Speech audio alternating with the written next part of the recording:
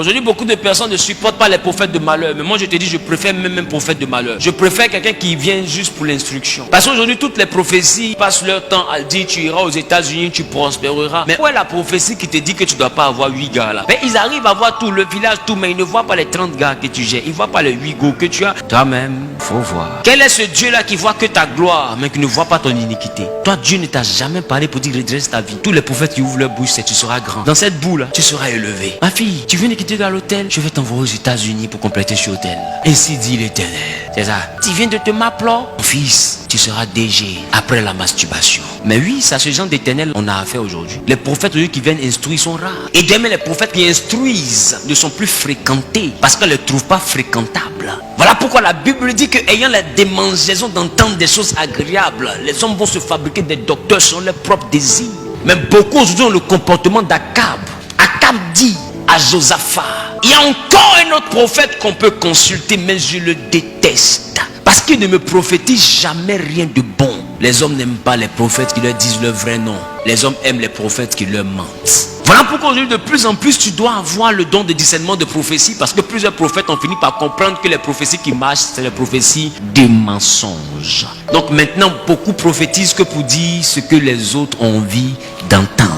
Sinon un vrai prophète va dénoncer ta façon de vivre là. Comment ça se fait que Dieu voit tes rêves tout, il voit ton village tout, mais n'ose pas te dire il faut laisser Marie des gens.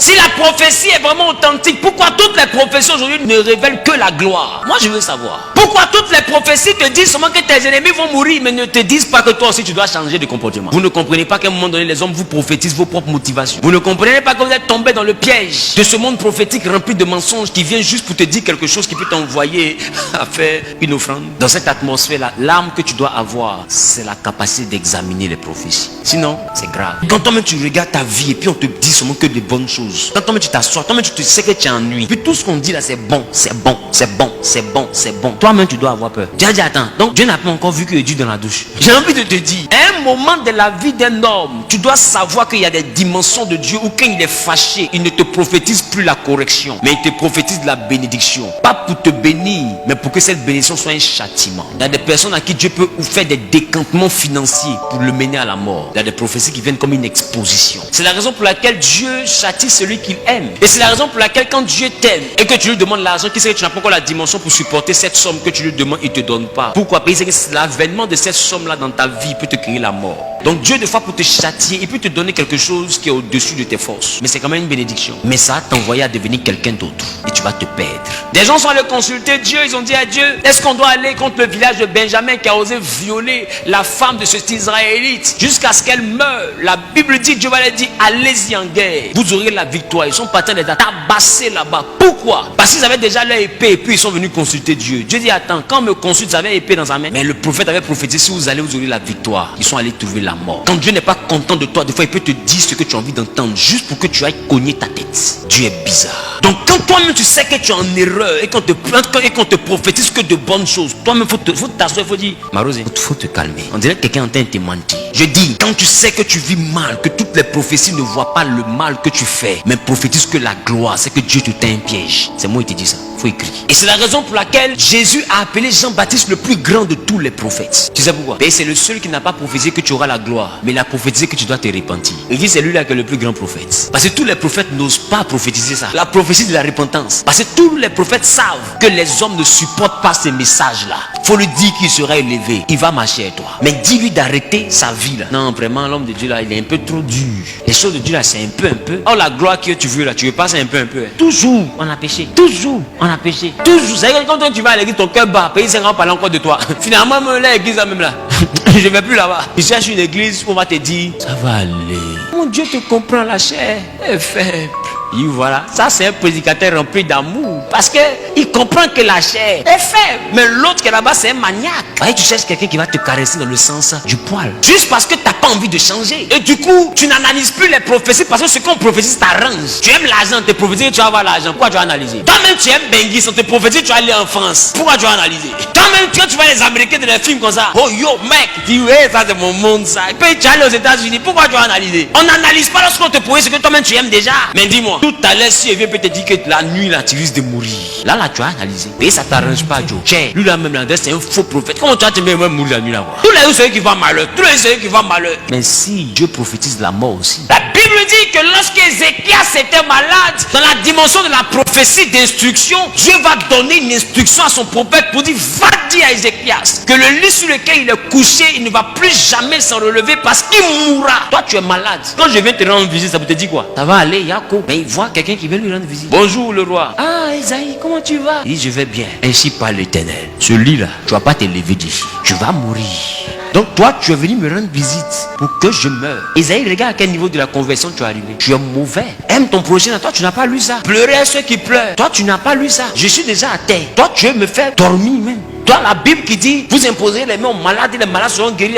Esaïe, toi, tes bras là, ça ne touche pas malade. Moi, je vais mourir. Oh, la Bible dit que Ézéchias était un homme qui avait fait du bien. Mais Dieu a prophétisé quoi? La mort. Ézéchias s'est levé. Il a tourné sa face contre le mur. Il dit, Seigneur, souviens-toi de ce que j'ai fait dans ta maison. La Bible, Dieu dit, à cause de ça, je te donne 15 ans. Et la Bible dit que Ézéchias va avoir 15 ans de plus.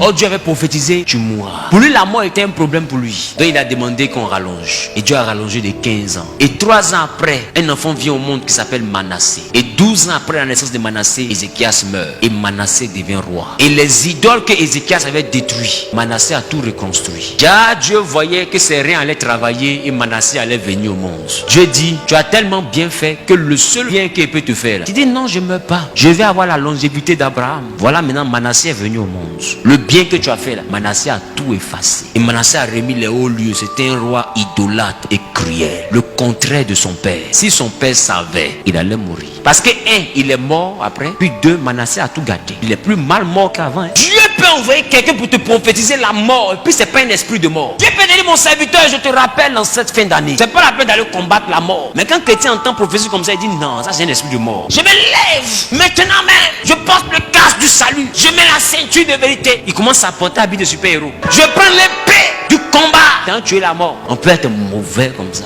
La mort même peut être une prophétie. Ça peut être une prophétie qui vient de l'Éternel. Dieu n'a pas dit à Ézéchias, tu as péché, je vais te tuer. Dieu dit à Ézéchias, le lit là, tu as pu te relever. C'est le chemin que j'ai choisi pour que tu viennes chez moi. En fait, Dieu voulait qu'il meure grand. Il dit non. Pourquoi? Il y a 15 ans. Voilà pourquoi la Bible dit, selon Paul, il dit la mort est un gain. Quand tu comprends la fonctionnalité, sur le but pour lequel nous sommes chrétiens, mourir ne te fait pas peur.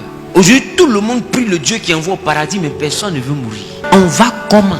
Tu vois, le chrétien aujourd'hui, un homme de Dieu est mort. Non, lui, la façon il est mort, c'est trop bizarre. Et je ne savais pas Dieu même qui l'avait frappé. Mais si Dieu a frappé quelqu'un, c'est que c'est Pierre. Il est mort crucifié, renversé. Ça là, il n'y a pas la honte qui dépasse. Parce que la Bible dit, maudit est quiconque est pendu au poteau de la croix. Oh, lui là, c'est même pas croix tout droit. Hein. Lui là, c'est croix renversée. Jésus est mort pour aller vers le ciel. Lui, il est mort à l'envers. Ça n'a pas empêché Pierre d'être l'apôtre de Jésus. Quand tu regardes un homme également comme Jacques, vous savez comment Jacques est mort? Jacques a été décapité. D'autres ont été écartelés. On prend cheval, on attache un pied là-bas. On prend cheval, on attache l'autre pied là-bas. On prend cheval, on tape les bras là-bas.